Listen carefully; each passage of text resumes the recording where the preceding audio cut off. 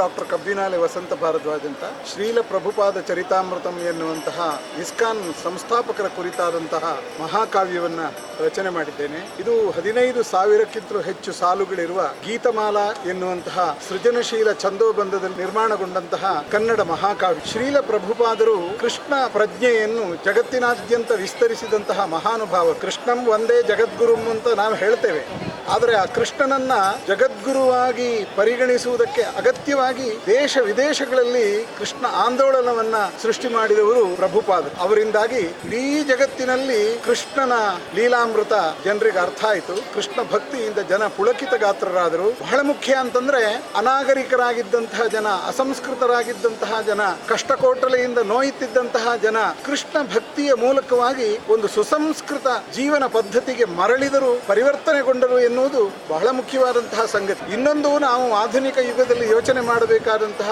ಪ್ರಶಂಸೆ ಮಾಡಬೇಕಾದ ಸಂಗತಿ ಅಂತಂದ್ರೆ ಜಾತಿ ಭೇದ ರಹಿತವಾದಂತಹ ಕೃಷ್ಣ ಭಕ್ತಿ. ಕೃಷ್ಣನನ್ನು ಪೂಜೆ ಮಾಡುವುದಕ್ಕೆ ಭಾರತೀಯರೇ ಆಗಬೇಕಾಗಿಲ್ಲ, ಹಿಂದೂಗಳೇ ಆಗಬೇಕಾಗಿಲ್ಲ. ಜಗತ್ತಿನ ಯಾವ ದೇಶದ, ಯಾವ ಮೂಲೆಯ, ಯಾವ ಜನಾಂಗದ, ಯಾವ ಸಮುದಾಯದವರು ಕೂಡ ಕೃಷ್ಣನನ್ನು ಆರಾಧಿಸಬಹುದು, ಪೂಜೆ ಮಾಡಬಹುದು ಎನ್ನುವಂತಹ ಸಂದೇಶವನ್ನು ಸಾರಿದವರು. ತನ್ಮೂಲಕವಾಗಿ ವಿಶ್ವ ಮಾನವ ಪ್ರಜ್ಞೆ ಅಂತ ನಾವು ಏನ್ ಹೇಳ್ತೇವೆ ಅದನ್ನ ಬಿತ್ತಿದವರು. ಸರ್ವ ಸಮಾನರು ಮನುಷ್ಯರೆಲ್ಲರೂ ಎನ್ನುವಂತಹ ಒಂದು ಸೂತ್ರ ಇದೆಯಲ್ಲ, ಇದು ನಮ್ಮನ್ನೆಲ್ಲ ಬಂಧುತ್ವದ ಭಾವದಿಂದ ಬಂಧಿಸುವಂತಹ ಬಹಳ ದೊಡ್ಡ ಶಕ್ತಿ. ಈ ಮೂಲಕ ಧರ್ಮ ನಮ್ಮ ಆಧುನಿಕ ಮನಸ್ಸಿಗೆ ಒಂದು ಚಿಕಿತ್ಸಕ ವಿಧಾನವಾಗಿ ಕಾಡುತ್ತದೆ. ಈಗ ನೋಡಿ, ಜಗತ್ತಿನ ನಡುವೆ, ಅನೇಕ ದೇಶಗಳ ನಡುವೆ ಇರುವಂತಹ ಯುದ್ಧಾಕಾಂಕ್ಷೆ ನಮ್ಮಲ್ಲಿ ದ್ವೇಷವನ್ನ, ಮತ್ಸರವನ್ನ, ಕ್ರೋಧವನ್ನ ಉಂಟು ಮಾಡಿದೆ. ಇದನ್ನ ತಣಿಸುವುದಕ್ಕೆ ಕೃಷ್ಣ ಪ್ರಜ್ಞೆ ಬಹಳ ಮುಖ್ಯವಾದಂತಹ ಒಂದು ಅಸ್ತ್ರ. ಇದು ಪರಮಾಣು ಅಸ್ತ್ರವಲ್ಲ, ಪರಮ ಶ್ರೇಷ್ಠವಾದಂತಹ ಅಸ್ತ್ರ. ಈ ಮೂಲಕವಾಗಿ ನಾವೆಲ್ಲರೂ ಕೃಷ್ಣ ಭಕ್ತರು ಅಂತ ಭಾವಿಸಿದ್ರ ಮೂಲಕ ನಮ್ಮಲ್ಲಿ ಸಹೋದರತ್ವ ಸಾಧ್ಯವಾಗುತ್ತದೆ. ಎಲ್ಲ ದೇಶೀಯರು ಕೂಡ ನಾವು ಬಂಧು ಭಾವದಿಂದ ವರ್ತಿಸಲಿಕ್ಕೆ ಸಾಧ್ಯ. ವಿಶ್ವ ಶಾಂತಿಗೆ ಇದಕ್ಕಿಂತ ದೊಡ್ಡ ಕೊಡುಗೆ ಏನಿದೆ? ಆದ್ರಿಂದ ಹರೇ ಕೃಷ್ಣ ಮಂತ್ರವನ್ನ ಹಾಡುತ್ತಾ, ಕುಣಿಯುತ್ತಾ, ಕೃಷ್ಣ ದ್ವಾಪರ ಯುಗದಲ್ಲಿ ಮಾಡಿದಂತಹ ಸಾಧನೆಯನ್ನ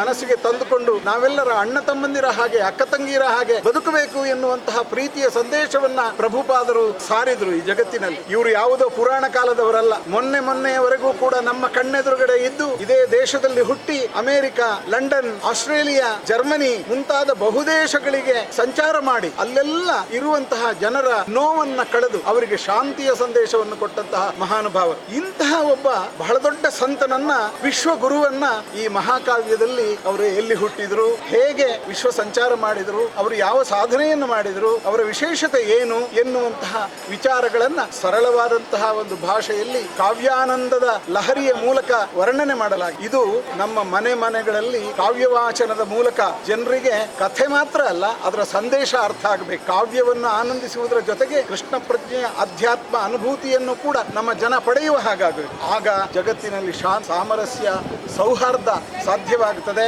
ಅಂತಹ ಒಂದು ಸುದಿನ ಪ್ರಾಪ್ತವಾಗಲಿ ಎನ್ನುವುದು ಮಹಾಕಾವ್ಯ ರಚನೆಯ ಮತ್ತು ಪ್ರಕಟಣೆಯ ಉದ್ದೇಶ. ಇದನ್ನು ಸಾಧ್ಯಗೊಳಿಸಿದಂತಹ ಇಸ್ಕಾನ್ ಬೆಂಗಳೂರು ಸಂಸ್ಥೆಗೆ ಕನ್ನಡಿಗರೆಲ್ಲರೂ ಋಣಿಗಳಾಗಿರಬೇಕು ಎನ್ನುವ ಮಾತನ್ನು ಹೇಳಿ ನನ್ನ ಮಾತುಗಳನ್ನು ಮುಗಿಸ್ತೇನೆ. ನಮಸ್ಕಾರ. ನನ್ನ ಹೆಸರು ಡಾಕ್ಟರ್ ಕಬ್ಬಿನಾಲೆ ವಸಂತ ಭಾರದ್ವಾಜ್ ಅಂತ. ನಾನು ಕನ್ನಡದ ಕವಿ, ಸಾಹಿತಿ, ಸಂಶೋಧಕ. ಮೈಸೂರಿನಲ್ಲಿದ್ದೆ.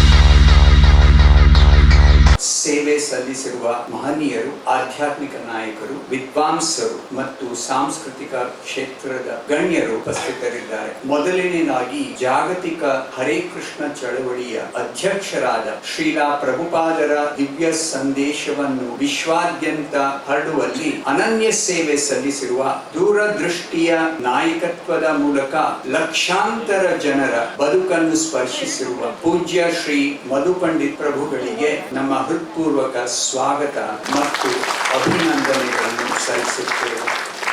ಭಕ್ತರು ಅವರಿಗೆ ಪ್ರಸಾದ ಮಾಲೆಯನ್ನು ನೀಡಬೇಕೆಂದು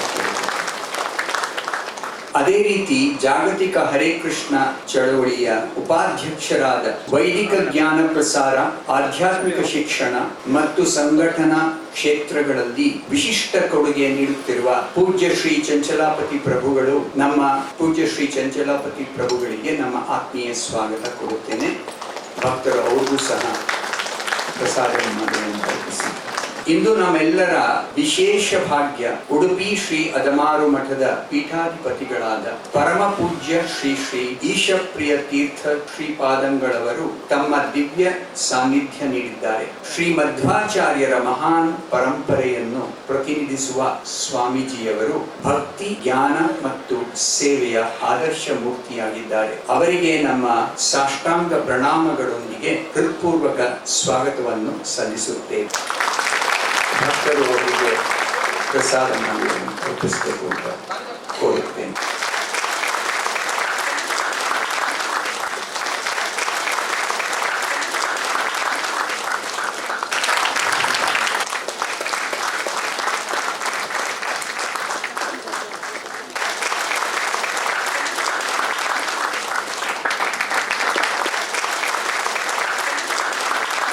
ಇಂದಿನ ಕಾರ್ಯಕ್ರಮದ ಕೇಂದ್ರ ಬಿಂದುವಾಗಿರುವ ಶ್ರೀಲ ಪ್ರಭುಪಾದ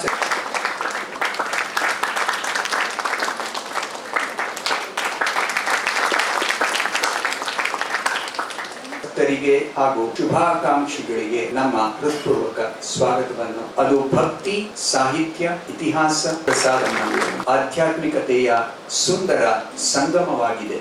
ಕೃಷ್ಣ ಪ್ರಜ್ಞೆಯ ಸಂದೇಶವನ್ನು ಸಾರಲಿದೆ. ಈ ಮಹೋನ್ನತ ಕೃತಿ ಅನೇಕ ಹೃದಯಗಳಿಗೆ ಭಕ್ತಿಯ ಮೇಲಿರುವ ಎಲ್ಲ ಮಹನೀಯರಿಗೂ ಹಾಗೂ ಪೂಜಿಸುತ್ತೇನೆ. ಹರೇ ಕೃಷ್ಣ. ಹರೇ ಕೃಷ್ಣ ಒಂದು ವೈಶ್ವಿಕ ಪ್ರಜ್ಞೆ. ಇದಕ್ಕೆ ಮೂರ್ತ ಅಮೂರ್ತ ರೂಪ ಕೊಟ್ಟಂತಹ ಚೇತನ ಶ್ರೀಲ ಭಕ್ತಿ ವೇದಾಂತ ಸ್ವಾಮಿ ಪ್ರಭುಪಾದರು, ಇಸ್ಕಾನ್ ಸಂಸ್ಥಾಪಕ ಮಹಾ ಆಚಾರ್ಯರು. ಇಂದು ಮಹಾಕಾವ್ಯದ ರೂಪದಲ್ಲಿ ಒಂದು ಹೊತ್ತಿಗೆಯ ಮೂಲಕ, ಪುಸ್ತಕದ ಮೂಲಕ ಲೋಕಾರ್ಪಣೆಯಾಗುವಂತಹ ಜೀವನ ಚರಿತ್ರೆಯ ಅಮೃತ ಸುಧಾರಸಧಾರೆ ಸದಾಕಾಲ ಇರುತ್ತೆ. ಜೀವನ ಪ್ರಕ್ರಿಯೆಯನ್ನ ಬೆಳಗುತ್ತೆ. ಭಾರತದ ಆತ್ಮವೇ ಆಧ್ಯಾತ್ಮವಾಗಿರೋದ್ರಿಂದ ಹೇಗೆ ಅದರ ಒಂದು ಭದ್ರ ತಲಹದಿಯಲ್ಲಿ ಬೋಧನೆಗಳ ಮೂಲಕ ಜೀವನವನ್ನು ಚಿತ್ರಣದ ಮೂಲಕ ತಿಳ್ಕೊಳ್ಳುವಂತಹ ಪ್ರಯತ್ನ ಪಡೋಣ. ಅವ್ರು ನಾವು ರಿಕ್ವೆಸ್ಟ್ ಚರಿತಾಮೃತ ಕನ್ನಡ ಮಹಾಕಾವ್ಯ. ಜೀವನದಲ್ಲಿ ಯಾವುದನ್ನೇ ಚಯನ ಮಾಡಬೇಕು, ಸಂಪಾದಿಸಬೇಕು ಅಂದ್ರೂ ಅದು ಶತಹಸ್ತ ಸಮಾಹಾರ. ಅದು ವಿದ್ಯೆಯಾಗಲಿ, ಜ್ಞಾನವಾಗಲಿ, ಸುಖ ಸಂಪದವಾಗಲಿ, ಯಾವುದೇ ಸಿರಿ ಸಂಪದವಾಗಲಿ, ಇವೆಲ್ಲವನ್ನು ಕೂಡ ನಾವು ಪಡೆದುಕೊಳ್ಳಬೇಕು, ಚಯನ ಮಾಡಬೇಕು ಅಂದ್ರೆ ಶತಹಸ್ತ 100 ಬಾಹುಗಳಿಂದ ನಮ್ಮೆಡೆ ಅದನ್ನ ಬರಮಾಡಿಕೊಳ್ಬೇಕಂತೆ. ಆದ್ರೆ ಅದರ ಅನುಪಾತ ಜನಮಾನಸ ದಕ್ಕಲಿಕ್ಕೆ ಇತರರಿಗೂ ಹಂಚಿ ಸಂಭ್ರಮಿಸಬೇಕು. ವೇದದ ಈ ಉಕ್ತಿ ಎಲ್ಲರಿಗೂ ಪ್ರೇರಿತ ಬಯಸ್ತೀನಿ. ಈಗ ಎಲ್ಲ ಗಣ್ಯಮಾನರು ವೇದಿಕೆಯನ್ನ ಅಲಂಕರಿಸಿರುವಂತಹ ಗೌರವಾನ್ವಿತ ಅತಿಥಿಗಳು ಶ್ರೀಲ ಪ್ರಭುಪಾದ ಚರಿತಾಮೃತ ನಾವೆಲ್ಲರೂ ಇಂದು ಸಾಕ್ಷಿಯಾಗ್ತೀವಿ. ಇಂತಹ ಒಂದು ಮಹಾಕಾವ್ಯ ಅಷ್ಟಪದಿ ಗಮಕ ಈ ಒಂದು ಶೈಲಿಯಲ್ಲಿ ಮೂಡಿಬಂದಿದೆ. ಈ ಪುಸ್ತಕ ಲೋಕಾರ್ಪಣೆಯಾಗಲಿದೆ. ಪ್ರತಿಯೊಂದು ಅಕ್ಷರದಲ್ಲಿ ಈಶ ಆತ್ಮಾಂತರ್ಯಾಮಿ ಅಮೃತ ಅನ್ನುವ ಹಾಗೆ ಪ್ರತಿಯೊಬ್ಬನ ಹೃನ್ಮಾನಸದಲ್ಲಿ ಇರುವಂತಹ ಸಾಧನೆ ಚರಿತಾಮೃತ. Very renowned author doctor Kabbinale Vasanth Bharadwaj.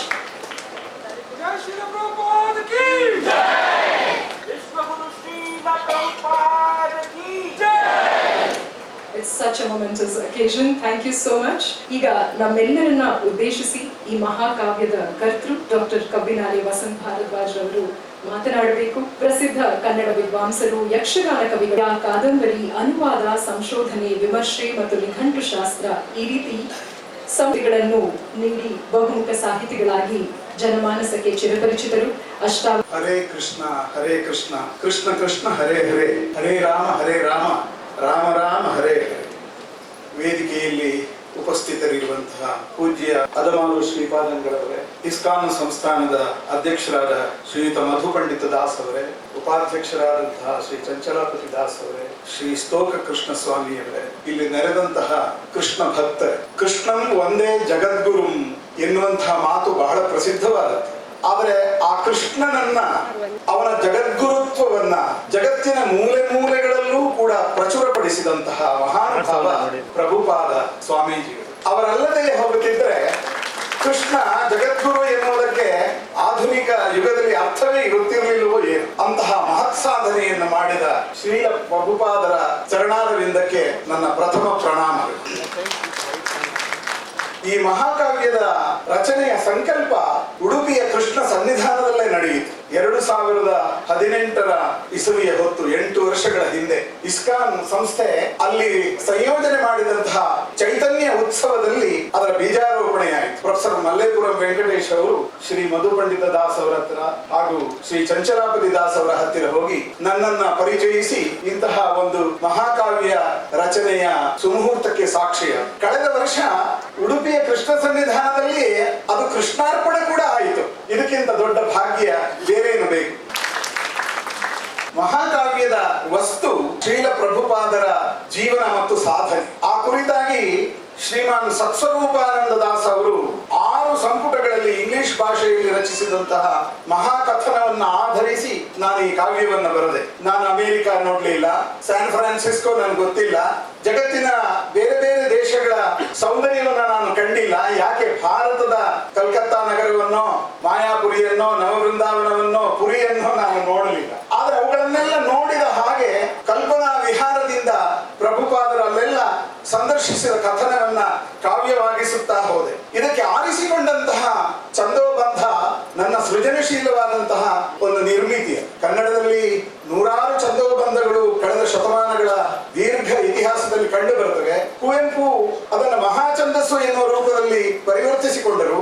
ಆದರೆ ನಾನು ಅದನ್ನು ಇನ್ನಷ್ಟು ವಿಸ್ತರಿಸಿ ಗೀತಮಾಲಾ ಎನ್ನುವಂತಹ ಹೆಸರಿನಲ್ಲಿ ಹೊಸ ಛಂದೋಬಂಧದಲ್ಲಿ 15,000ಕ್ಕೂ ಹೆಚ್ಚು ಸಾಲುಗಳಿರುವ ಈ ದೀರ್ಘ ಕಾವ್ಯವನ್ನು ಬರೆದೆ. ಇದರ ವಿಶೇಷತೆ ಏನು ಅಂತಂದ್ರೆ ಇಲ್ಲಿ 18 ಸಾಲುಗಳ ಒಂದು ಗುಚ್ಛ, ಒಂದು ಗಂಚಲು ಇದೆ. ಅದನ್ನು ಅಷ್ಟಾದಶಪದಿ ಅಂತ ಕರೀಬಹುದು. ಅದರ ಕೊನೆಯ 2 ಸಾಲುಗಳು ಅವುಗಳನ್ನು ಸೇರಿಸಿದರೆ ಅದು ವಾರ್ಧಕ ಷಟ್ಪದಿಯ ದೀರ್ಘಪಾದಕ್ಕೆ ಸಮಾನವಾದದ್ದು. 5 ಮಾತ್ರೆಗಳ ಗಣದಲ್ಲಿ ಲಕ್ಷ್ಮೀಶನ ಜೈಮಿನಿ ಭಾರತದ ಹಾಗೆ, ರಾಘವಾಂಕನ ಹರಿಶ್ಚಂದ್ರ ಕಾವ್ಯದ ಹಾಗೆ ಇದನ್ನ ನಾವು ಹಾಡಬಹುದು, ಆನಂದಿಸಬಹುದು. ಆದ್ರೆ ಅದರ ನಡುವೆ ದಾಸ ಸಾಹಿತ್ಯದ ಕೀರ್ತನೆಗಳನ್ನು ಹೋಲುವಂತಹ ಪದ್ಯಗಳನ್ನು ಕಟ್ಟಿದೆ. ಯಾವುದೇ ಒಂದು ಮಹಾಕಾವ್ಯ ಏಕಪ್ರಕಾರವಾದ ಛಂದೋಬಂಧದಲ್ಲಿ ಸಾಗುತ್ತಾ ಇದ್ರೆ ಅದೆಲ್ಲೋ ಒಂದು ಕಡೆ ತನ್ನ ಏಕತಾನತೆಯಿಂದ ನಮಗೆ ಬೇಸರವನ್ನು ಉಂಟು ಮಾಡಬಹುದೇನೋ. ಕುಮಾರವ್ಯಾಸನ ಭಾರತದ ಸಾವಿರಾರು ಪದ್ಯಗಳು ಒಂದೇ ಛಂದದಲ್ಲಿ ಸಾಗುತ್ತವೆ. ರತ್ನಾಕರ ವರ್ಣಿಯ ಸಾಂಗತ್ಯ ಛಂದಸ್ಸಿನ ಭರತೇಶ ವೈಭವ ಒಂದೇ ರೀತಿಯ ಗೇಯತೆಯನ್ನು ಒಳಗೊಂಡಿದೆ. ಇದು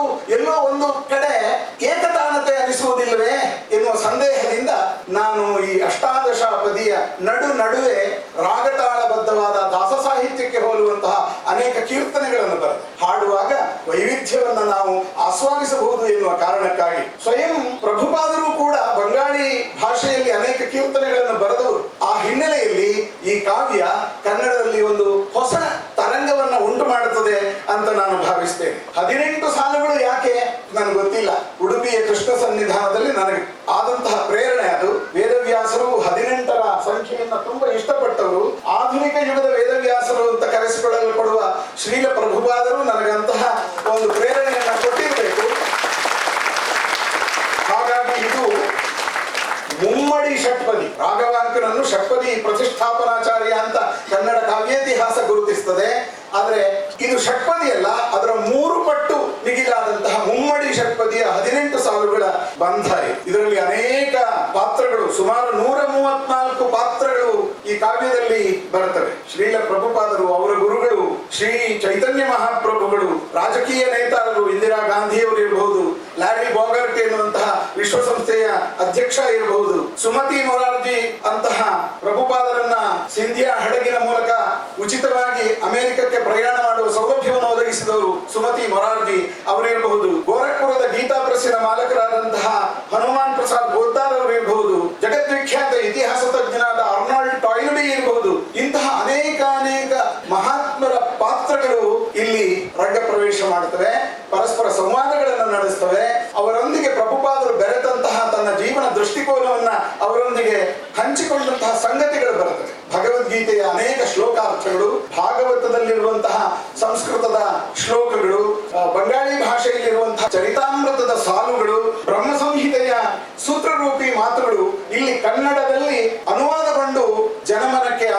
ಸಿಂಚನವನ್ನ ಮಾಡುತ್ತವೆ ಎನ್ನುವುದನ್ನು ನಾವು ಗಮನಿಸಬೇಕು. ಕಾವ್ಯ ಅಂದ ತಕ್ಷಣ ಕೇವಲ ಕಥೆಯನ್ನು ಹೇಳುವುದಲ್ಲ. ಕೇವಲ ಕಥೆ ಅಂತಂದ್ರೆ ಕಾವ್ಯ ಯಾಕೆ ಓದಬೇಕು? ಕನ್ನಡದ ಆಧುನಿಕ ಮಹಾಕಾವ್ಯದ ಇತಿಹಾಸದಲ್ಲಿ ಇಂತಹ ಅನೇಕ ಗೋಚರಗಳಿವೆ. ಕಥೆಯನ್ನು ಹೇಳುವುದು ಮಹಾಕಾವ್ಯದ ಉದ್ದೇಶ ಅಲ್ಲ.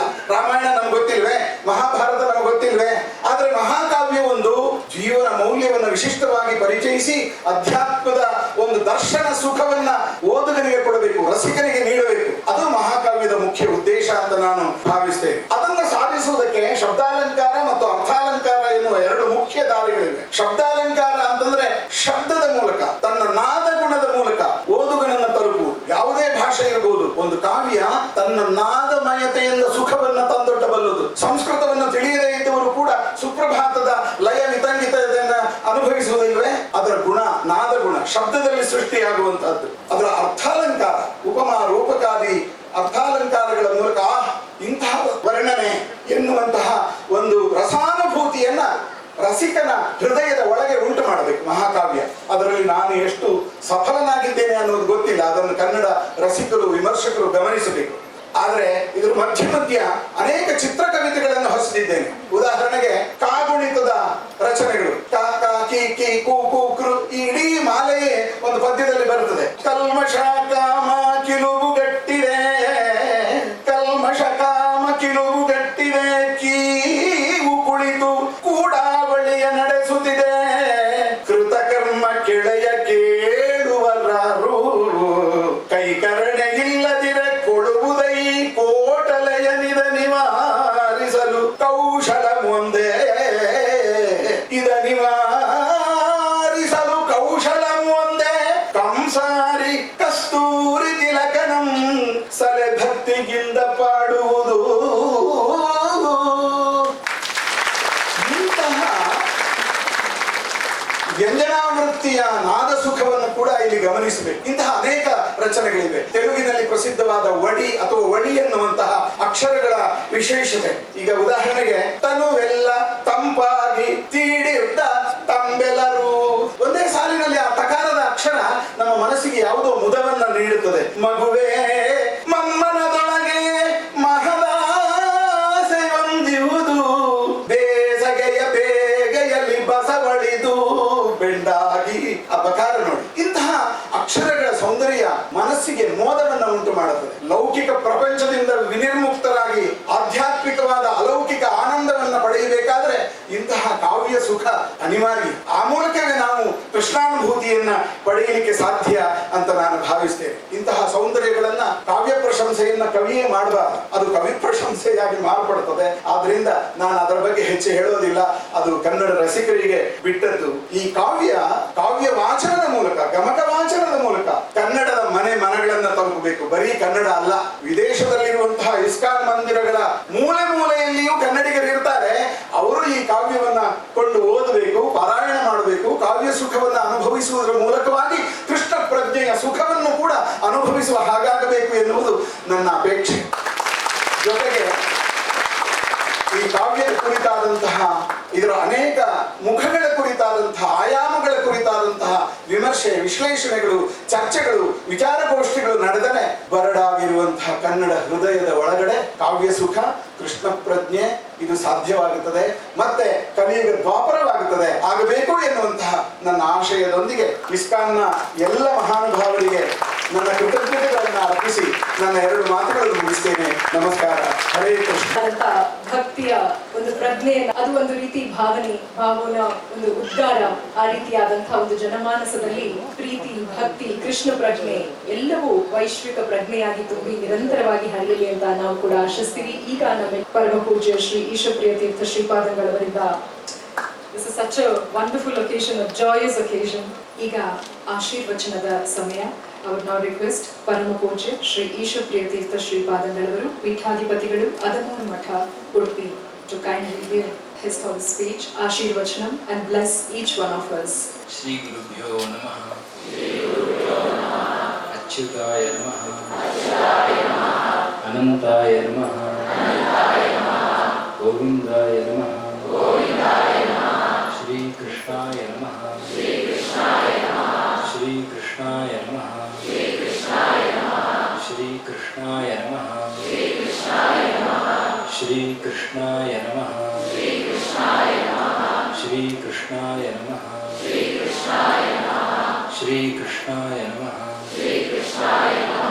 ಶ್ರೀಕೃಷ್ಣಾಯ ನಮಃ. ಶ್ರೀಕೃಷ್ಣಾಯ ನಮಃ. ಶ್ರೀಕೃಷ್ಣಾಯ ನಮಃ.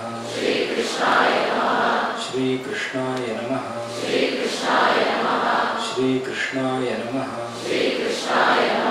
ಶ್ರೀಕೃಷ್ಣಾಯ ನಮಃ.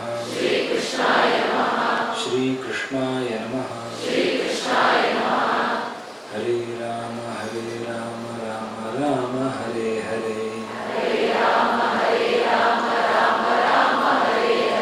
ಹರೇ ಕೃಷ್ಣ ಕೃಷ್ಣ ಕೃಷ್ಣ ಹರೇ ಹರೇ.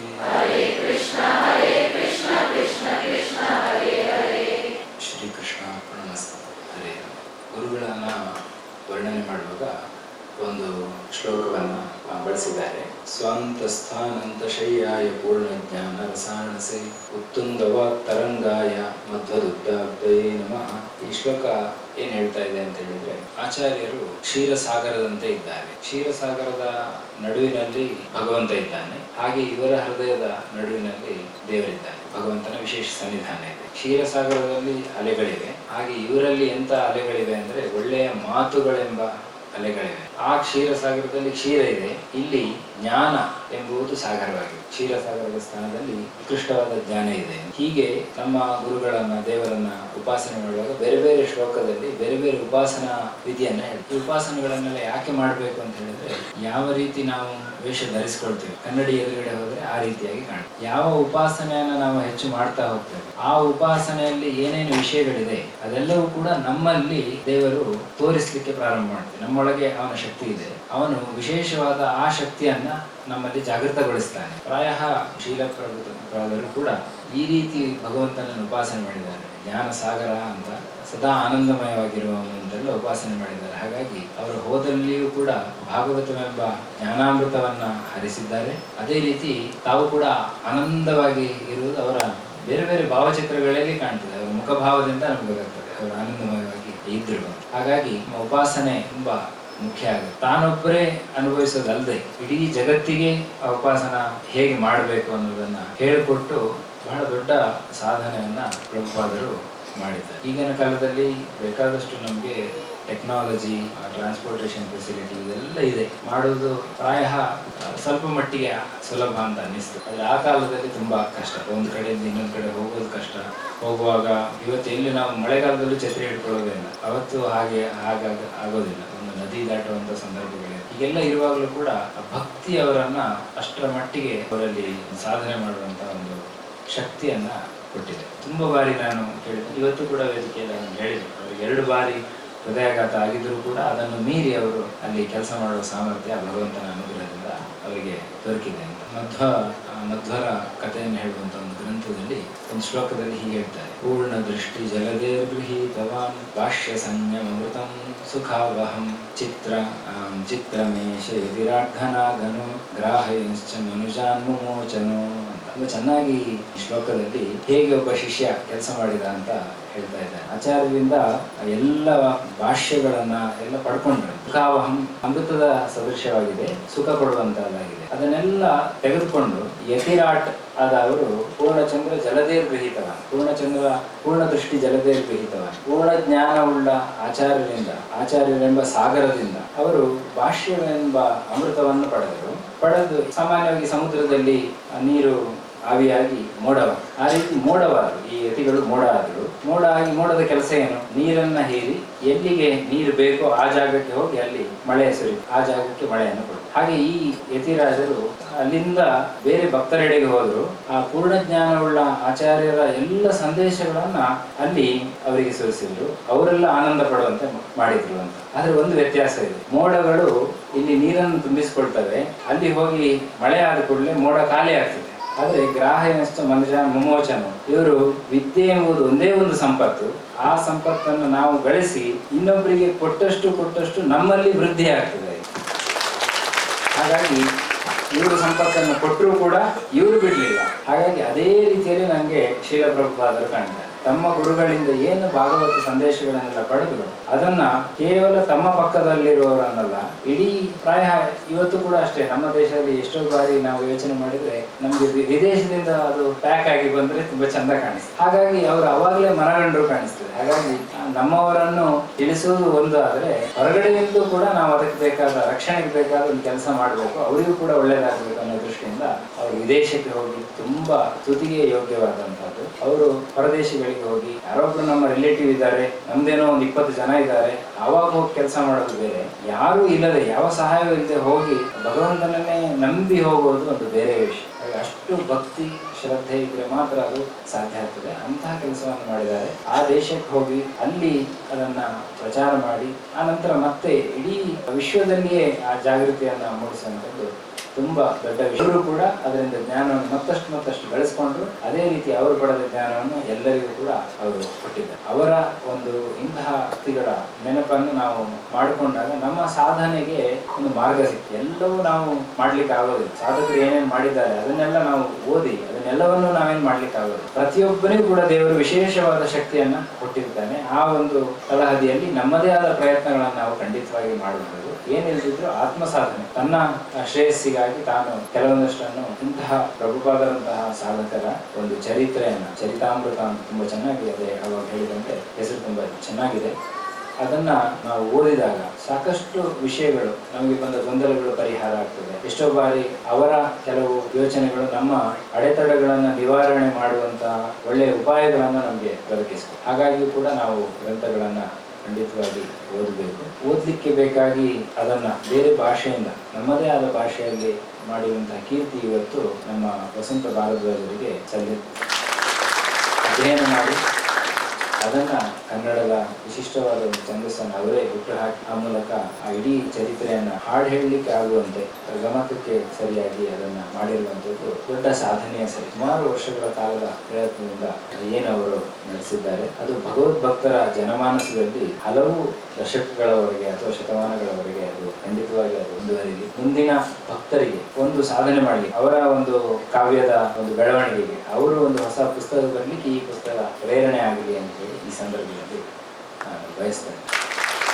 ಇಸ್ಕಾನ್ ಸಂಸ್ಥೆ ಸಾಕಷ್ಟು ಜನರಲ್ಲಿ ಇವತ್ತು ನಾವು ಬೆಳಿಗ್ಗೆ ಬರುವಾಗ ಅಥವಾ ಹೋದ 2 ವರ್ಷದ ಹಿಂದೆ ಬರುವಾಗ ಎಲ್ಲ ನಾವು ನೋಡ್ತಿದ್ರೆ ಒಂದು ಒಳಗೆ ಬರುವಾಗ ನಮಗೆ ಯೋಚನೆ ಆಗಿದೆ, ಇಸ್ಕಾನ್ ಸಂಸ್ಥೆ ಇಲ್ಲದೆ ಇದ್ರೆ ಇವತ್ತು ಅವಾಗ ಎಷ್ಟು ಜನ ಅಲ್ಲಿ ಬರ್ತಾ ಇದ್ರು, ಅವರು ಏನ್ ಮಾಡ್ತಾ ಇದ್ರು, ಅವರೆಲ್ಲ ಯಾವುದೋ ಒಂದು ಭಾನುವಾರ ಬಂತು ಅಂದ್ರೆ ಮೋಜು ಮಸ್ತಿ ಇನ್ನೇನೋ ಮಾಡೋಣ ಅಂತ ಆ ರೀತಿ ನಮ್ಮ ಜನಾಂಗ ಇವತ್ತು ಹೊರಗಡೆ ನಾವು ನೋಡ್ತೇವೆ. ಡ್ರಗ್ಸ್ ನ ಬಾಧೆ ಇದೆ, ವ್ಯಸನಗಳಿಗೆ ದಾಸರಾಗ್ತದೆ, ಈ ರೀತಿ ಬೇರೆ ಬೇರೆ ರೀತಿಯಲ್ಲಿ ತಮ್ಮ ಸಮಯವನ್ನ ಹಾಳು ಮಾಡಿಕೊಳ್ತಾ ಇರುವ ಸಂದರ್ಭಗಳು ತುಂಬಾ ಇದೆ. ಅಂಥದ್ರಲ್ಲಿ ಒಂದಿಷ್ಟು ದೊಡ್ಡ ಸಮುದಾಯದ ಗುಂಪಿಗೆ, ದೊಡ್ಡ ಯುವಜನರನ್ನ ಇಸ್ಕಾನ್ ತನ್ನಡ ಸೆಳೀತಾ ಇದೆ. ಒಳ್ಳೆ ಕಾರಣಕ್ಕಾಗಿ ಕೃಷ್ಣನ ಭಕ್ತಿಯ ಮೂಲಕ ಅವರ ಜೀವನವನ್ನ ಹಸನಾಗಿಸ್ತಾ ಇದೆ. ಅವರಲ್ಲಿ ಆನಂದವನ್ನ ಮತ್ತೆ ಸಾಧನೆ ಮಾಡಲಿಕ್ಕೆ ಬೇಕಾದ ಒಂದು ಪರಿಸರವನ್ನ ನಿರ್ಮಾಣ ಮಾಡಿ. ಹಾಗಾಗಿ ಇಲ್ಲಿ ಮಾಡ್ತಿರುವ ಎಲ್ಲ ಸೇವಕರು, ಶಿಕ್ಷಕರು ಇರ್ಬೋದು ಅಥವಾ ಅವರನ್ನೆಲ್ಲ ನೋಡ್ಕೊಳ್ತಿರುವ ಮೇಲ್ಮೇಲಿನ ಸ್ತರದ ಎಲ್ಲ ಸೇವಕರು ಇರ್ಬೋದು, ಕೃಷ್ಣ ಭಕ್ತರು, ಅವರ ಸೇವೆ ಅದು ಭಗವದ್ ಭಕ್ತರ ಸೇವೆ. ಅದರಿಂದ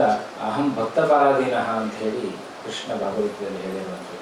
ಭಕ್ತರ ಒಂದು ಆಶಯಗಳನ್ನ ಯಾವ ಇನ್ನೊಬ್ಬ ಭಕ್ತ ಇವರಲ್ಲಿ ದೇವರಿದ್ದಾರೆ ಅಂತ ಕಂಡು ಅದನ್ನ ಈಡೇರಿಸಲಿಕ್ಕೆ ಮತ್ತೆ ಅವರಿಗೆ ಬೇಕಾದ ಜ್ಞಾನ ಸಂಪತ್ತನ್ನು ಕೊಡ್ಲಿಕ್ಕೆ ಪ್ರಯತ್ನ ಮಾಡ್ತಾನೋ ಅವನಿಗೆ ಬೇಗ ಕೃಷ್ಣ ಒಲಿತಾನೆ. ಆ ರೀತಿ ಇಲ್ಲಿರುವ ಎಲ್ಲ ದೇವರನ್ನು ಒಲಿಸ್ಕೊಳ್ಬೇಕಂತ ಏನು ಕೆಲಸ ಮಾಡ್ತಿದ್ದಾರೆ ಅವರೆಲ್ಲರಿಗೂ ಕೂಡ ಭಗವಂತನ ವಿಶೇಷವಾದ ಅನುಗ್ರಹಗಳಿರಲಿ ಅಂತ ಹೇಳಿ ಈ ಸಂದರ್ಭದಲ್ಲಿ ನಾನು ಹಾರೈಸ್ತೇನೆ.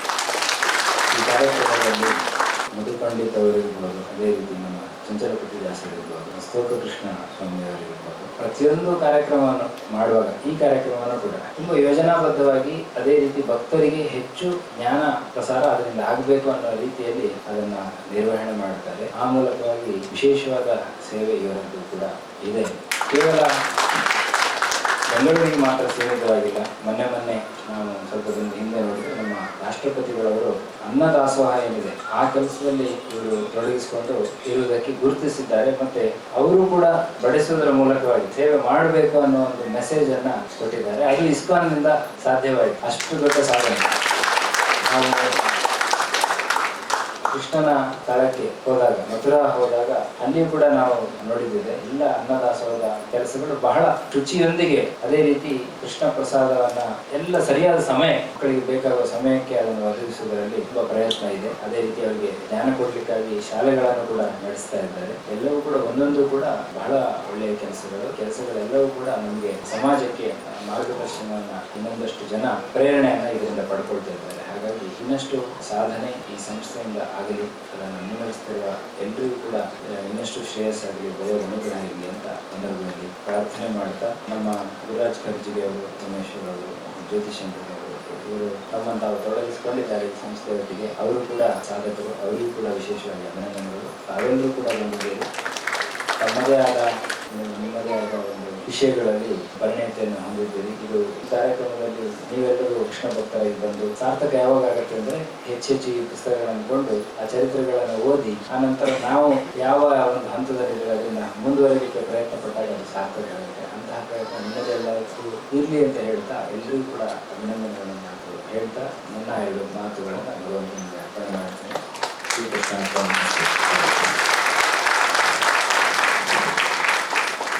ಧನ್ಯವಾದಗಳು. ನಿಮ್ಮ ಈ ಆಶೀರ್ವಚನ ನಮ್ಮೆಲ್ಲರಿಗೂ ಪ್ರೇರಣೆಯನ್ನ, ಉತ್ತಮ ಸ್ಫೂರ್ತಿಯನ್ನ ನೀಡುತ್ತೆ. ಮನುಷ್ಯ ಜೀವನ ಸಾಮಾನ್ಯ ತಾಪತ್ರಯ ಅಂತ ನಾವೆಲ್ಲರೂ ಅಂದುಕೊಂಡಿರ್ತೀವಿ.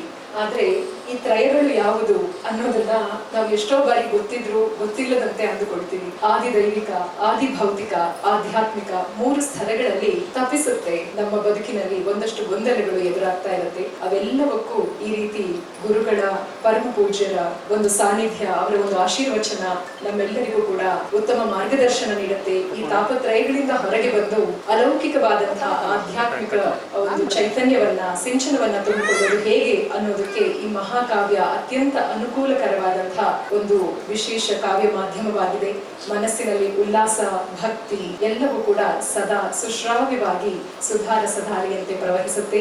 ಈ ಕಾರ್ಯಕ್ರಮದ ಕೊನೆಯಲ್ಲಿ ಪುಸ್ತಕಗಳನ್ನ ನೀವು ಹೊತ್ತಿಗೆಯನ್ನ ಪಡ್ಕೊಳ್ಬಹುದು, ಖರೀದಿಸಬಹುದು. ಅದಕ್ಕೆ ವ್ಯವಸ್ಥೆ ಇದೆ. ಎಲ್ಲರನ್ನ ಉದ್ದೇಶಿಸಿ chairman director academy for creative teaching doctor Gururaj Karajagi ಅವರು, the man who needs no introduction to the crowd, ಜನಮಾನಸದಲ್ಲಿ ಮೌಲ್ಯದ ಬದುಕಿನ ಭದ್ರ ಅಡಿಪಾಯ ಹಾಗೂ ಶಿಕ್ಷಣ ಕ್ಷೇತ್ರದಲ್ಲಿ ಇವರು ತಂದಿರುವಂತಹ ಕ್ರಾಂತಿ, 3.5 ದಶಕಗಳ ಕಾಲ ಶಿಕ್ಷಣ ಕ್ಷೇತ್ರಕ್ಕೆ ನೀಡಿರುವಂತಹ ನಿಸ್ವಾರ್ಥ ಒಂದು ಸೇವೆ. ಪ್ರಪನ್ನ ಪಾರಿಜಾತಾಯ ಸ್ತೋತ್ರವೇತ್ರೈಕ ಪಾಣಯೇ ಧ್ಯಾನ ಮುದ್ರಾಯ ಕೃಷ್ಣಾಯ ಗೀತಾಮೃತ ದುಹೇ ನಮಃ. ಕರ್ಮ ಮತ್ತು ಧ್ಯಾನಗಳನ್ನ 2 ಕೈಯಲ್ಲಿ ಮಾದರಿಯಾಗಿ ಇಟ್ಕೊಂಡಂತಹ ಭಗವಾನ್ ಕೃಷ್ಣ ನಮ್ಗೆ ಕೊಟ್ಟಂತಹ ಪ್ರೇರಣೆ ನಮ್ಮೆಲ್ಲರನ್ನೂ ಕಾಪಾಡ್ತಾ ಇದೆ. ನಾನು ನಂಬಿದ ಹಾಗೆ ಇಂದು ಪ್ರೇರಣೆಯ ರೂಪದಲ್ಲಿ, ಸೂಕ್ಷ್ಮ ರೂಪದಲ್ಲಿ ಕಾರ್ಯಕ್ರಮದಲ್ಲಿ ಉಪಸ್ಥಿತರಿರುವಂತಹ ಶ್ರೀಲ ಪ್ರಭುಪಾದರ ಪಾದಗಳಿಗೆ ನಮಸ್ಕಾರಗಳನ್ನು ಸಲ್ಲಿಸ್ತಾ ದೊಡ್ಡ ಕೃತಿಯನ್ನು ರಚನೆ ಮಾಡಿದ್ದಾರೆ. ಮಹಾಕಾವ್ಯಗಳ ಕಾಲ ಮುಗಿದು ಹೋಯಿತು ಅನ್ನೋರಿಗೆ ಉತ್ತರ ರೂಪವಾಗಿ ಬರೆದಿದ್ದಾರೆ. ಮಹಾಕಾವ್ಯಗಳ ಕಾಲ ಮುಗಿದಿಲ್ಲ ಅಂತ ಹೇಳ್ತಾರೆ. ಎಷ್ಟು ಚಂದ ಅದು, ಆ ಹೆಡಿಂಗೇ ತುಂಬಾ ಚಂದ. ನನಗೆ ಶ್ರೀಲ ಪ್ರಭುಪಾದರ ಚರಿತ್ರದ ಅಮೃತ ನಮಗೆ ಕೊಟ್ಟಿದ್ದಾರೆ. ಇದು ಮಹಾಕಾವ್ಯ ಅಂತ ಹೇಳಿದೆ. ಕಾವ್ಯ ಅಂದಾಗ ಸಾಕಷ್ಟು ರೋಚಕ ವಿಷಯಗಳು ಸೇರ್ಕೊಂಡ್ಬಿಡ್ತದೆ. ಇದು ಬರೀ ಕಾವ್ಯ ಅಲ್ಲ, ಚರಿತ್ರೆಯೂ ಹೌದು. ಚರಿತ್ರೆಯನ್ನು ಆಧರಿಸಿದ ಕಾವ್ಯ, ಕಾವ್ಯ ರೂಪ ಕೊಟ್ಟಂತಹ ಒಂದು ಚರಿತ್ರೆ.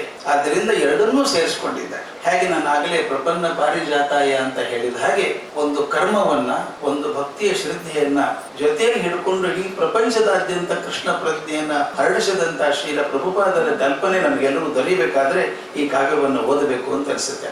ಅವ್ರು ಹೇಳಿದ್ರು, ನಾನು ಸ್ಯಾನ್ ಫ್ರಾನ್ಸಿಸ್ಕೋ ನೋಡ್ಲಿಲ್ಲ ಅಂತ ಹೇಳಿದ್ರು. ಹೋದ ವಾರ ಅಲ್ಲೇ ಇದ್ದೆ ನಾನು. ಅಲ್ಲಿಗೆ ಹೋದಾಗ ಅನಿಸ್ತು ನನಗೆ, ಶ್ರೀಕೃಷ್ಣ ಮಠದಲ್ಲೇ ಇದ್ವಿ, ಎಲ್ಲಾ ಕಡೆ ಹೋಗಿದ್ವಿ. ನನಗನ್ನಿಸ್ತದೆ ಬಹುಶಃ ಆ ದೇಶಗಳಲ್ಲಿ ಕೃಷ್ಣ ಅಂತ ಹೆಸರನ್ನ, ಆ ಪ್ರಜ್ಞೆಯನ್ನ ಜನರ ಮನಸ್ಸಲ್ಲಿ ಸ್ಥಿರವಾಗಿ ಕೂಡಿಸಿದವರು ಶ್ರೀಲ ಪ್ರಭುಪಾದರು. ನಾವು ಕೆಲವೊಂದ್ಸಲ ಒಡಾಫೆ ಮಾತಾಡ್ತೀವಿ, ಅವ್ರಿಗೇನು ಗೊತ್ತಿದೆ ಕೃಷ್ಣ ನಮ್ಮವನು ಅಂತ. ನಮ್ಮವನು ಅಂತ ನಾವು ಬಹಳ ನೋಡ್ಲೇ ಇಲ್ಲ. ಅವ್ರು ಬಹಳ ಪ್ರೀತಿಯಿಂದ ಅಪ್ಕೊಂಡ್ರು, ಮೈ ಮರೆತು ಕುಣಿತಾರೆ. ಅವರು ಕೃಷ್ಣನ್ ನೆನೆಸ್ಕೊಂಡು ಮೈ ಮರೆತು ಕುಣಿತಾರೆ. ಆ ಕುಣಿದಾಗ ಮಾತ್ರ ಕೃಷ್ಣ ಅರ್ಥ ಆಗೋದು ನಮಗೆ. ಕೃಷ್ಣ ಅವನ ಆಕೃತಿ ನೋಡ್ಬೇಕು, ಎಷ್ಟು ಚಂದ. ಏನೇನು ಅಲಂಕಾರ ಇಲ್ಲಲ್ರಿ. ತಲೆಗೆ ಒಂದು ಗರಿ ಸಿಕ್ಸ್ಕೊಂಡ್ರೆ ಕೃಷ್ಣ ಅಲ್ಲ. ಬಿದಿರಿನ ಕೊಳಲು ಹಿಡ್ಕೊಂಡ್ರೆ ಕೃಷ್ಣ ಅಲ್ಲ. ಆ ಬಿದಿರಿನ ಮೂಲಕ ಎಂಥ ತತ್ವವನ್ನು ಕೊಟ್ಟಿದ್ದಾನೆ ನಮಗಂದ್ರೆ, ಎಲ್ಲಿವರೆಗೂ ನೀವು ಪೂರ್ತಿ ಖಾಲಿ ಆಗೋದಿಲ್ವೋ ಅಲ್ಲಿವರೆಗೂ ಸಂಗೀತ ಬರಲ್ಲ. ಖಾಲಿ ಆಗ್ಬೇಕು ಮೊದಲು ನಾವು. ಖಾಲಿ ಆಗಿದಾಗ ಇದನ್ನೇ ಟ್ಯಾಗೋರ್ ಅವರು ಗೀತಾಂಜಲಿ ಬಹಳ ಚಂದ ಹೇಳ್ತಾರೆ, lord make me a reed for the to fill music in it ಅಂತ. ನಾವು ಖಾಲಿ ಬಿದಿರು ಆಗ್ಬೇಕು. ಎಷ್ಟು ಖಾಲಿ ಆಗ್ತೀನೋ ಅಷ್ಟು ಭಗವಂತ ತುಂಬತಾನೆ ಅಂತ ಹೇಳುವಂತ ಕೃಷ್ಣನ ಬಗ್ಗೆ ಹೇಳ್ತಾರೆ. ನನಗೊಂದು ವಿಚಿತ್ರವಾದಂತಹ ಚಿಂತನೆ ಇದೆ. ಯಾವುದೇ ಒಂದು ಘಟನೆ ಆಗಲಿ, ಒಬ್ಬ ವ್ಯಕ್ತಿ ಆಗಲಿ, ದಿನ ಕಳೆದಂಗೆ ಅದರ ಪ್ರಭಾವ ಮಾಸ್ತಾ ಹೋಗುತ್ತೆ. ಒಂದು ಹೊಸ ಕಾರ್ ತಗೊಂಡ್ರೆ ಬಹಳ ಖುಷಿ ಇರುತ್ತೆ. ದಿನಕ್ಕೆ 3 ಸಲ ತೊಳೆದಿದ್ದೆ ಹೊಸದೇ ತೊಳೆಯೋ ಕಾರಣ ಇಲ್ಲ, ಚೆನ್ನಾಗಿ ಇರ್ತದೆ, ಅವಾಗೇ ತೊಳೆಯೋದು ನಾವು ಅದನ್ನು. ಮೊದಲನೇ ಸಲ ಅದ್ರ ಬಾನೆಟ್ ಮೇಲೆ ಗೀರ್ ಬಿದ್ದಾಗ ಎದೆ ಮೇಲೆ ಬರೆ ಕೊಟ್ಟಂಗಾಗುತ್ತೆ. ಆದ್ರೆ ಒಂದು 4 ವರ್ಷಕ್ಕೆ ಇನ್ನೊಂದು 50 ಗೆರೆ ಬಿದ್ದಿರ್ತಾವೆ. ಅವಾಗ ಕಳೆದ್ರು ನಾ ಕಾರ್ ಹೊಸ ತಗೊಂಡೆ ಅಂದ್ರೆ ಕಾರ್ ತಗೊಂಡಾಗಿರುವಂತ ಸಂತೋಷ 4 ವರ್ಷಕ್ಕೆ ಕಮ್ಮಿ ಆಯ್ತು. ಹೊಸ ಮನೆ ತಗೊಂಡಾಗ ಬಂದವರಿಗೆಲ್ಲ ತೋರಿಸಿದ್ದೆ 3 ವರ್ಷ ಆದ್ಮೇಲೆ ಅಲ್ಲಿ ಕೊರಕಲಿದೆ, ಇದು ಫೌಂಡೇಶನ್ ಸರಿ ಇಲ್ಲ ಅನ್ಸುತ್ತೆ, ಸಂಕಟ ಶುರುವಾಯ್ತು. ಇದೇ ರೀತಿ ಸುಖ ಹೇಗೆ ಬಹಳ ಕಾಲ ಇರೋಲ್ವೋ, ದುಃಖ ಕೂಡ ಬಹಳ ಕಾಲ ಇರೋಲ್ಲ. ಮನೆಯಲ್ಲಿ ಯಾರಾದ್ರೂ ತೀರಿ ಹೋದ್ರೆ ಅವರಿಂದ ಬದುಕೋದು ಹೇಗೆ ಅಂತ ಗಾಢ ದುಃಖ ಇದ್ದದ್ದು 1 ವರ್ಷದಲ್ಲಿ ಮರೆ ಆಗ್ಬಿಡುತ್ತೆ, 10 ವರ್ಷಕ್ಕೆ ಮರೆತೆ ಹೋಗುತ್ತೆ. ಪ್ರತಿಯೊಂದಕ್ಕೂ ಒಂದು ಕಾಲ ಅಂತಿದೆ. ಆ ಕಾಲ ಕಳೆದ ಹಾಗೆ ಅದರ ಪ್ರಭಾವ ಕಮ್ಮಿ ಆಗ್ತಾ ಹೋಗುತ್ತೆ. ಇದು ವ್ಯಕ್ತಿಗಳಿಗಾಗಬಹುದು, ಗ್ರಂಥಗಳಿಗಾಗಬಹುದು, ಚಿಂತನೆಗಳಿಗಾಗಬಹುದು. ಆದ್ರೆ ಕೆಲವು ವ್ಯಕ್ತಿಗಳಿಗೆ, ಗ್ರಂಥಗಳಿಗೆ, ಚಿಂತನೆಗಳಿಗೆ ಇದು ರಿವರ್ಸ್ ಇಂಜಿನಿಯರಿಂಗ್. ದಿನ ಕಳೆದ ಹೆಚ್ಚು ಪ್ರಭಾವ ಹೆಚ್ಚಾಗ್ತಾ ಹೋಗುತ್ತೆ. ವಿಚಿತ್ರ ಅನ್ಸುತ್ತೆ. 9600 ವರ್ಷ ಇದ್ದಿದ್ದಂತಹ ರಾಮ ಇವತ್ತಿಗೂ ಹೊಸಬನಾಗಿ ಕಾಣಿಸ್ತಾನೆ. ಕೃಷ್ಣ ಇವತ್ತಿಗೂ ಹೊಸದಾಗಿ ಕಾಣಿಸ್ತಾನೆ. ಅಂದ್ರೆ ಅಷ್ಟು ವರ್ಷ ಗತಿಸಿ ಹೋಯ್ತು ಅಂತ ಅನ್ಸೋದೇ ಇಲ್ಲ. ಅಂದ್ರೆ ಯಾಕೆ ಹಿಂಗ ಆಗ್ತಾರೆ ಅವರು? ಭಗವದ್ಗೀತೆಯನ್ನ ಎಷ್ಟೋ ಜನ ಏನ್ ಹೇಳಿದ್ರು ಕೂಡ ಇನ್ನು 10,000 ವರ್ಷ ಭಗವದ್ಗೀತೆ ಖಂಡಿತ ಇದೆ. ಅಂದ್ರೆ ಒಂದು ಗ್ರಂಥ ನಾವು ಓದಿದ್ದು ಯಾವುದೋ ಸಣ್ಣದಿರ್ತ ಓದಿದ್ದು ಮರ್ತೋಯ್ತಾರೆ. ಇದು ಯಾವ ಗ್ರಂಥ ಅದು ಆಥರ್ ಮರ್ತೋಯ್ತು ಅಂತೀವಿ, ಆದ್ರೆ ಭಗವದ್ಗೀತೆ ಮರೆಯಲ್ಲ. ಇದು ಯಾಕೆ ಹಿಂಗೆ? ಕೆಲವು ವಿಶ್ವತ್ತಿಗಳ ಬಗ್ಗೆ, ಚಿಂತನೆಗಳ ಬಗ್ಗೆ ಮತ್ತು ವಸ್ತುಗಳ ಬಗ್ಗೆ ಆಗ್ತದೆ ಅನ್ನೋದನ್ನ ವಿಚಾರ ಮಾಡಿದಾಗ ಅನಿಸ್ತು, ಯಾವ ಚಿಂತನೆ, ಯಾವ ವ್ಯಕ್ತಿ ಕಾಲ ಕಳೆದ ಹಾಗೆ ಹೆಚ್ಚು ಪ್ರಸ್ತುತ ಆಗ್ತಾ ಹೋಗ್ತಾನೋ ಅವ್ರನ್ನ ಯಾರು ಮರೆಯಲ್ಲ. ಅಪ್ರಸ್ತುತರಾದ್ರೆ ಮರೆತು ಹೋಗ್ತಾರೆ. ಹಾಗೆ ನಾನು ಹೇಳಬೇಕಾದದ್ದು ಇವತ್ತು ಶ್ರೀಲ ಪ್ರಭುಪಾದರು ಅವರ ಜೀವಿತ ಕಾಲದಲ್ಲಿ ಎಷ್ಟು ಜನರಿಗೆ ಪರಿಚಯವಾಗಿದ್ದರೋ ಅದರ 1000 ಪಟ್ಟು ಜನಕ್ಕೆ ಇವತ್ತು ಪರಿಚಿತರಾಗಿದ್ದಾರೆ.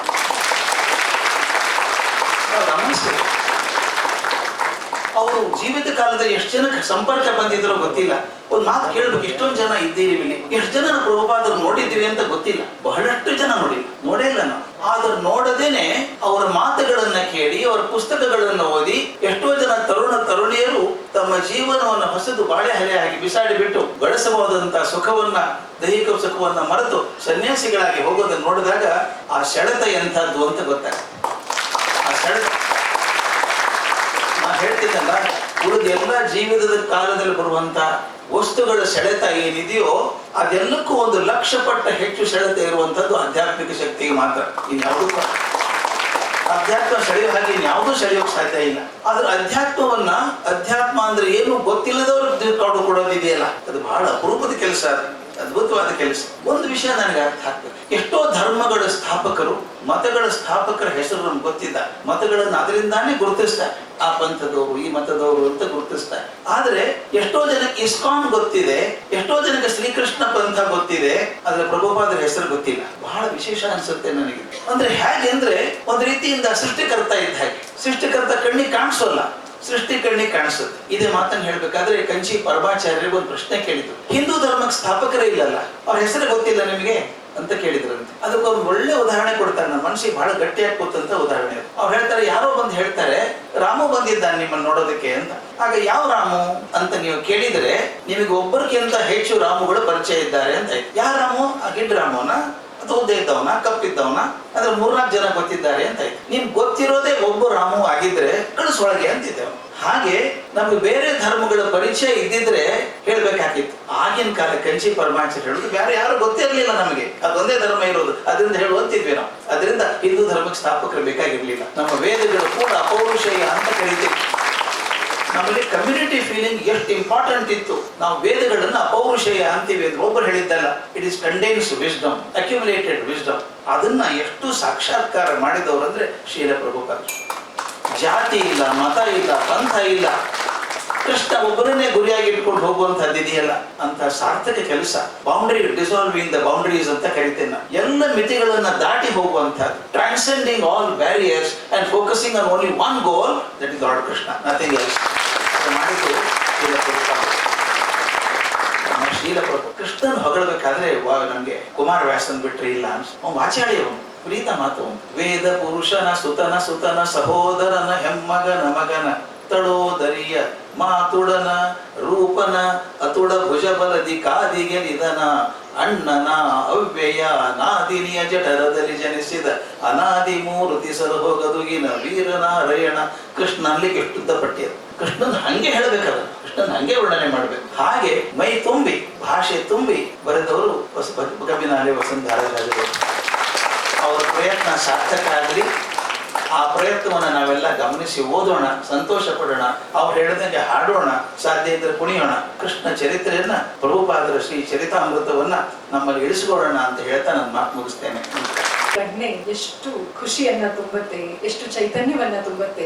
ಆಪ್ತನೂ ಹೌದು. ಕೃಷ್ಣ ಪ್ರಜ್ಞೆಯ ಪ್ರತಿಯೊಂದು ಅಕ್ಷರವು ಕಾವ್ಯದ ರೂಪದಲ್ಲಿ ಬಂದ್ರು, ಅಕ್ಷರದ ರೂಪದಲ್ಲಿ ಕೃತಿಯಾಗಿ ಬಂದ್ರು, ಹೇಗಿದ್ರು ಅದು ಆಪ್ಯಾಯಮಾನವಾದಂತ ಒಂದು ಭಕ್ತಿಯನ್ನ ನಮ್ಮೆಲ್ಲರಲ್ಲಿ ತುಂಬುತ್ತೆ. ಈಗಷ್ಟೇ ಗುರುಗಳು ತಿಳಿಸುತ್ತಾ ಇದ್ರು, ಯಾವ ರೀತಿ ನಾವು ಯಾರು ನೋಡಿಲ್ಲದೆ ಇರಬಹುದು, ಶ್ರೀಲ ಪ್ರಭುಪಾದರನ್ನ, ಸಂಸ್ಥಾಪಕ ಆಚಾರ್ಯರನ್ನ ನಾವು ನೋಡಿಲ್ಲದೆ ಇರಬಹುದು, ಆದ್ರೂ ಕೂಡ ಅವರ ಬೋಧನೆಗಳು, ತತ್ವಗಳ ಒಂದು ಸಿದ್ಧಾಂತಗಳ ಮೇರೆಗೆ ಜೀವನವನ್ನ ಕಟ್ಟಿಕೊಳ್ಳಬೇಕು.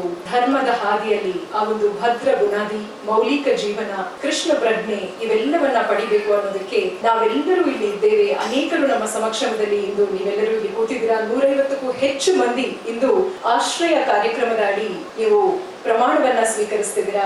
ಕೃಷ್ಣ ಪ್ರಜ್ಞೆಯನ್ನ ವಿಶ್ವಮಾನಸಕ್ಕೆ ಪ್ರಚುರಪಡಿಸಲು ಹಾಗೂ ಧರ್ಮದ ತಳಹದಿಯಲ್ಲಿ ಬದುಕನ್ನ ಕಟ್ಟಿಕೊಳ್ಳಲು 6 ಹಂತಗಳ ಒಂದು ಸ್ಪಿರಿಚುವಲ್ ಪ್ರೋಗ್ರೆಷನ್ ಅಲ್ಲಿ ನೀವು ಚಲಿಸಬೇಕು. ಧಾರ್ಮಿಕ ವ್ಯಕ್ತಿ ಅಂತ ಅನ್ಸ್ಕೊಳ್ತೀರಾ, ಇತರರಿಗೂ ಪ್ರೇರಣೆ ಆಗ್ತೀರಾ ಅನ್ನುವಂಥ ಒಂದು ಪ್ರಮಾಣವನ್ನ ಸ್ವೀಕಾರ ಮಾಡಲಿಕ್ಕೆ ಆಶ್ರಯ ಕಾರ್ಯಕ್ರಮದಲ್ಲಿ ನೀವು ಕೂಡ ಭಾಗಿಯಾಗಿದ್ದೀರಾ. ನಿಮ್ಮೆಲ್ಲರ ಈ ಒಂದು ಸಮಕ್ಷಮದಲ್ಲಿ ಶ್ರೀಲ ಪ್ರಭುಪಾದರ ಚರಣಾರವಿಂದಗಳಿಗೆ ನಾವು ನಮಿಸೋಣ. ಸದಾಕಾಲ ಅವರ ತತ್ವ ಬೋಧನೆಗಳಿಗೆ ನಾವೆಲ್ಲರೂ ಒಳಪಟ್ಟು ಪ್ರೇರಿತರಾಗೋಣ, ಉತ್ತಮ ಬದುಕನ್ನ ಕಟ್ಟಿಕೊಳ್ಳೋಣ, ಧಾರ್ಮಿಕ ವ್ಯಕ್ತಿಗಳಾಗೋಣ ಅಂತ ಹೇಳ್ತಾ ಈಗ ನಮ್ಮೆಲ್ಲರನ್ನ ಉದ್ದೇಶಿಸಿ doctor Jyoti Shankar, associate professor, Mysuru university, ಗಮಕ ವಾಚನವನ್ನ ನೀಡಲಿದ್ದಾರೆ.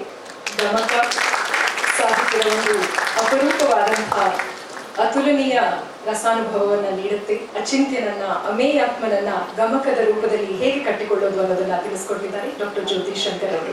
ಸಭಾ ಸರಸ್ವತಿಗೆ ನಮಸ್ಕಾರ. ಹರೇ ಕೃಷ್ಣ ಹರೇ ಕೃಷ್ಣ ಕೃಷ್ಣ ಕೃಷ್ಣ ಹರೇ ಹರೇ ಹರೇ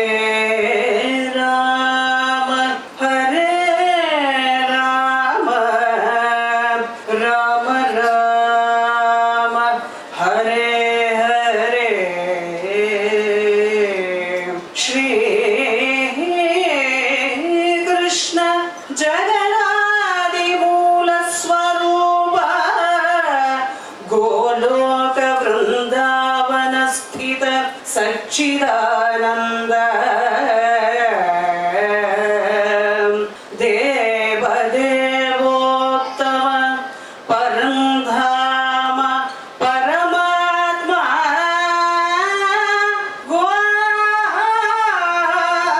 ಗೋವಿಂದ ಗೋಕುಲಾನಂದ ಗೋಪಿ ವೃಂದ ವೇದ ವೇದಾಂತ ಸನ್ನುತ ವಂದಿತ ಪುಣ್ಯಚರಣ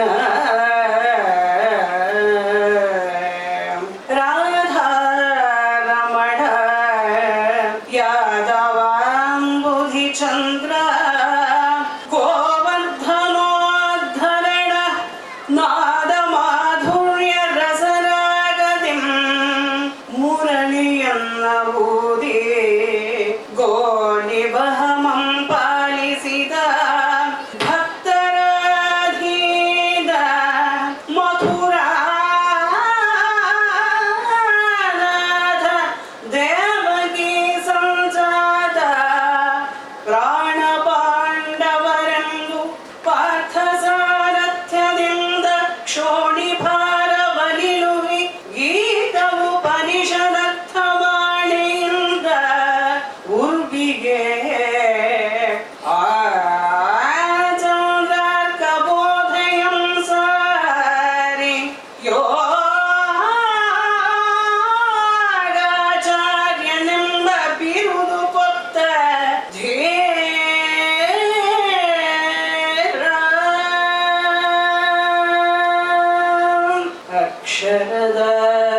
ಅಕ್ಷಮಾಲಯಂ ಧರಿಸಿ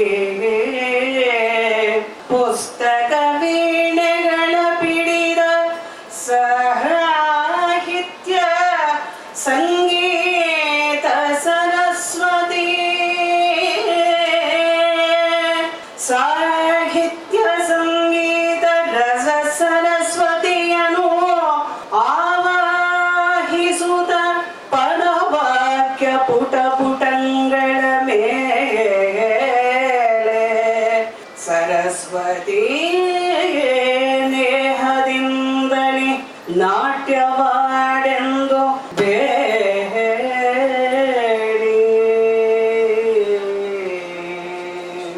ಜಗದಿ ನಾಸ್ತಿಕವಾದ ಹೊಗೆಗೊಂಡು ಮುಗ್ಧ ಹೃದಯಗಳನ್ನು ಆವರಿಸುತ್ತಿದೆ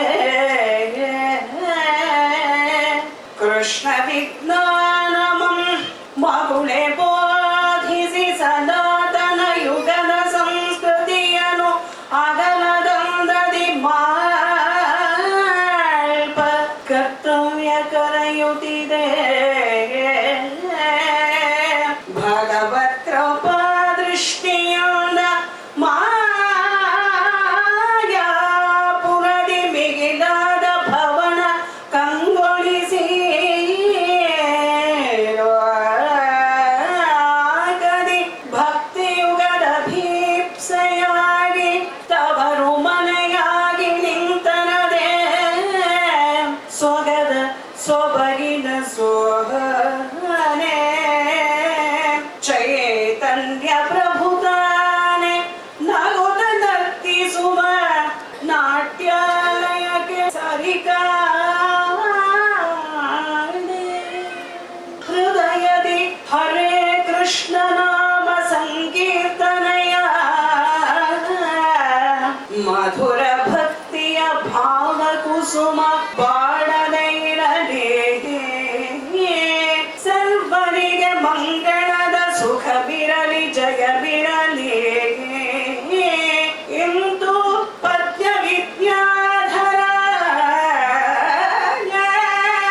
ಕಬ್ಬಿನಾಲೆ ವಸಂತ ಭಾರದ್ವಾಜ ವಿರಚಿತಂ ಗೀತಮಾಲಾ ಛಂದಸ್ಸಮನ್ವಿತಂ Srila Prabhupada ಚರಿತಾಮೃತಂ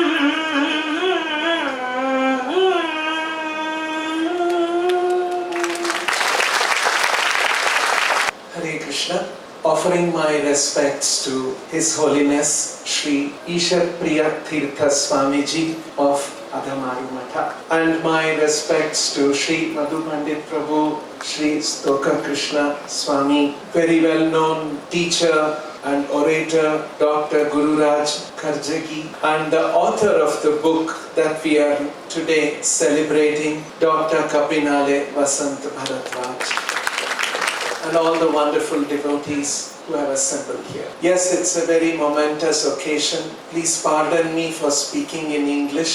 Srila Prabhupada writes in his books, quoting Rupa Goswami, that one of the characteristics of bhakti is Shubhadha. It brings auspiciousness, Shubha, to this world. Prabhupada also elaborates Krishna, Krishna's holy name, Krishna's message, Krishna's devotees bring Shubhadha, bring auspiciousness to this world. There is one interesting anecdote in our movement in ISKCON. On this occasion I would like to share. There was one, as we all know, Srila Prabhupada preached bhakti all over the world, and today there are devotees of Krishna in America, in Germany, in England, in Australia, Russia, China, everywhere in the world. This anecdote was actually narrated by one Russian devotee, a young devotee. He became a devotee of ISKCON. He read Prabhupada's books. He became influenced. He became a follower. Like it has happened to all of us, isn't it? And most of the time when our family members, they say, "What, you have become mad after Krishna?" That is Srila Prabhupada's influence. Prabhupada makes us mad after Krishna. So this Russian young boy also became mad after Krishna. Gave up meat eating, gave up all the bad habits, and started chanting Krishna's name. So his family members all thought he has gone mad. So there was one uncle of his, an elderly man, who also thought he had become mad and so would not listen to him so much. So he decided, the young Russian devotee, he gave one biography of Srila Prabhupada to his uncle, who was an old retired man. He was a military man. He had served in Russian military army or somewhere, retired now. He gave him that book. Many months passed. After about 5-6 months, that uncle came, called him and came, and I want to come and tell you something. So this devotee, nephew, he thought, oh, what's happened? Anyway, let me meet my uncle. So he met his uncle, and the uncle told him one unforgettable incident in his military life. He said, you know, in the 60s there was a Cold War between the America and the communist Russia, USSR it was called, and USA and USSR. There was a Cold War between them. This uncle was serving in the Russian army, and at one time, somewhere in the 60s or so, they got an order that they have to get ready with the most powerful ballistic missiles to be launched on American cities. And they have to get ready. This was the order given. There should be complete preparedness from the military and wait for the final order to press the button. Ballistic missiles will go and hit different cities in America. You know how military espionage works? America figured out that also, and they also got ready. They also got ready with ballistic missiles to be shot at Russian city. This uncle narrated that they were given instruction, there is one missile for New York City, another missile for Washington, another one for another city in different cities. And America also prepared, one for Moscow, one for Leningrad, one for this, that, different places. They were all, it was a very tense situation. The news was spreading that what's going to happen? We're going to destroy the world with our ballistic missiles thrown at each other's cities. Thousands and lakhs of people dying. How will the world respond? How will the rest of the countries respond? What's going to happen? There was increased tension, especially among the people who knew these things were going on. And then, while they were all waiting for the final order, this uncle was narrating this. He said, all of a sudden, on one morning, they got orders to withdraw all preparedness and arrangements for this. The uncle said, I remember the date because we were so tensed up. What's going to happen? Our pressing of a few buttons going to throw ballistic missiles at big cities in the world, and we are going to get that back also. What's going to happen? This was so tense the moment for us. And finally, on the day we got a call, we got the order to step back, and nothing would happen. We are going to disband this plan. I remember that date very well. It was September 19th, 1965. And he said, I was reading the book you gave me. That was the day Srila Prabhupada stepped on America. Srila Prabhupada, pure devotee of Sri Krishna, taking the message of Krishna, taking the message of Bhagavad Gita, taking the holy name of Krishna, wanted to spread all over the world. On September 19th, 1965, as Srila Prabhupada stepped on New York City, that was the day Russians abandoned their military destruction plan, America to follow and abandon their destruction. And in this way, Srila Prabhupada brought indeed Shubhadha, auspiciousness for that. And Srila Prabhupada is continuing to bring auspiciousness because only Krishna Bhakti, only Krishna Nama can bring this Shubha to this world. We are very, very happy, grateful to Dr. Vasant Bharadwaj, who has made this great, wonderful story, this Prabhupada Charitamrita, to all the Kannada speaking people in the world, as he said. We are very pleased and thankful to him. Thank you very much. Namaste. Srila Prabhupada ki Hare Krishna.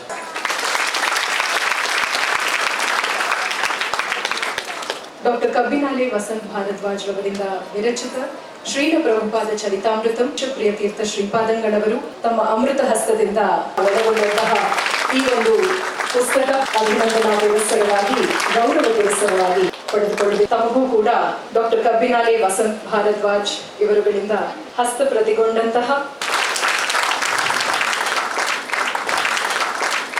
ಆಶೀರ್ವಾದ ಪುರಸ್ಕಾರವಾಗಿ ಪಡೆದುಕೊಳ್ಳಬೇಕು.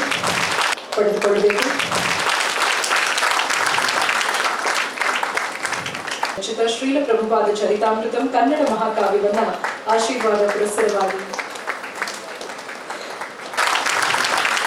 ಪರಮ ಪೂಜ್ಯ ಶ್ರೀ ಈಶಪ್ರಿಯ ತೀರ್ಥ ಶ್ರೀಪಾದಂಗಳವರಿಂದ ಈಗ ನಮ್ಮೆಲ್ಲರನ್ನ ಉದ್ದೇಶಿಸಿ his grace ಮಧು Pandit ದಾಸ್ಜಿ, president ISKCON Bengaluru ಇವರುಗಳು ನಮ್ಮೆಲ್ಲರನ್ನ ಉದ್ದೇಶಿಸಿ ಹಿತನುಡಿಗಳನ್ನ ಹಂಚಿಕೊಳ್ಳಲಿದ್ದಾರೆ. ನಮೋ ಓಂ ವಿಷ್ಣುಪಾದಾಯ ಕೃಷ್ಣ ಪ್ರೇಷ್ಠಾಯ ಭೂತಲೆ ಶ್ರೀಮತೆ ಭಕ್ತಿ ವೇದಾಂತ ಸ್ವಾಮಿ ನಾಮಿನೇ ನಮಸ್ತೆ ಸಾರಸ್ವತಿ ದೇವಿ ಗೌರವಾಣಿ ಪ್ರಚಾರಣೆ ನಿರ್ವಿಶೇಷ ಶೂನ್ಯವಾದಿ ಪಾಶ್ಚಾತ್ಯ ದೇಶಕಾರಿಣಿ ಶ್ರೀ ಕೃಷ್ಣ ಚೈತನ್ಯ ಪ್ರಭು ನಿತ್ಯಾನಂದ ಶ್ರೀ ಅದ್ವೈತ ಗದಾಧರ ಶಿವಾಸಾದಿ ಗೌರ ಭಕ್ತರಿಂದ ಹರೇ ಕೃಷ್ಣ ಕೃಷ್ಣ ಕೃಷ್ಣ ಹರೇ ಹರೇ ಹರೇ ರಾಮ ರಾಮ ರಾಮ ಹರೇ ಹರೇ.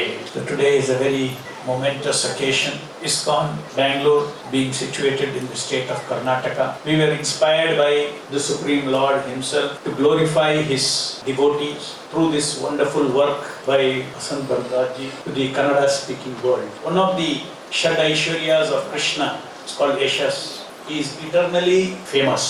Srila Prabhupada, when he was building this movement up to his last breath, he never bothered about himself or his name, as was told by our speaker here. People know ISKCON. You said that, right? Vasant said. People know, very wonderful thing. People know ISKCON, but they do not, that many people do not know who is the founder, who is Srila Prabhupada. Why is that so? Because he never cared for his, he never cared for his fame. He did not care for it. And now, that was Prabhupada's time to glorify Krishna. Now it is Krishna's time to glorify Prabhupada. Therefore, we see Krishna is inspiring Vasant Bharadwaj ji to write this, do this wonderful work, which is not easy. It needs spiritual inspiration. It is not simply a scholarly work. Scholarly work he has done many, but this is a devotional and scholarly work.